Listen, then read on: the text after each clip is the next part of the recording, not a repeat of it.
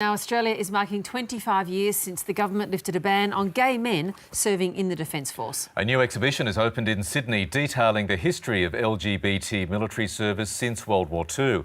Our reporter Mark Reddie caught up with former Air Force pilot Richard Gratian at the TAP Gallery. I decided to join back in 1981 because I was 18 at that time. I was very excited about the prospect of going to the Air Force Academy, best of all, getting to fly some of the fastest, most exciting jets. And it wasn't until after I entered the Defence Force that it really started to hit home to me exactly what the ban would mean. You had to be very careful about who you went out with, where you were seen, and who knew that you were gay. Sometimes you'd go out to a bar and you'd see someone that you knew from work, and there was a pretty good chance if you saw someone else there from work, they were either gay or lesbian themselves, or at the very least sympathetic. And that would then build up a network of friends, and those friends would support one another and would try and be discreet. But it was also a slightly risky prospect in that sometimes the Air Force Police particularly would send undercover service police officers to go to the bars and try and find out if there were gays and lesbians. You were caught up in a pretty big scandal that made headlines on newspapers in 1982. Your dad was an Army general.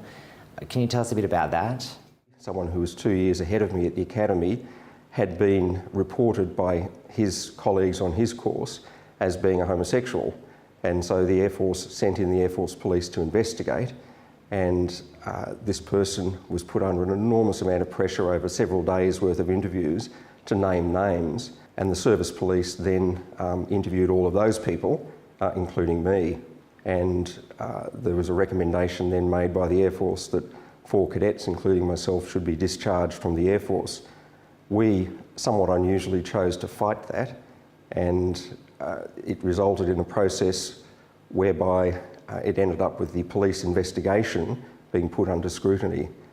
And after a process, what's called a court of inquiry in the Air Force, there was sufficient doubt and sufficient concern about what the service police had done in their investigation that it was decided that the 4 cadets would be allowed to remain, but were given a formal warning that if ever they came to notice again as having been engaged in homosexual conduct, they would be discharged from the Air Force. How did the ban impact your relationship? So all of the normal sort of things that people would do in a relationship, invite their work colleagues and their partners around to their house, was something that we couldn't do. So we had to be very careful to keep our lives private. And it was quite a lot of pressure on my partner. He was subjected in the late 1980s to police surveillance. The police, of course, were surveilling me, trying to work out whether I was homosexual, and he got caught up in that. You're marching for the first time this year with the Australian Defence Force on Saturday. Why have you decided to march now? It's 25 years since the ban was overturned in the military.